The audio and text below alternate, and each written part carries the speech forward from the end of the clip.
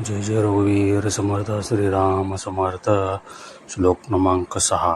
नको रे मना क्रोध हा खेदकारी, नको रे मना कामना ना विकारी, नको रे मना लोभ हा अंगीकारू, नको रे मना मत्सरू दंभ भारू.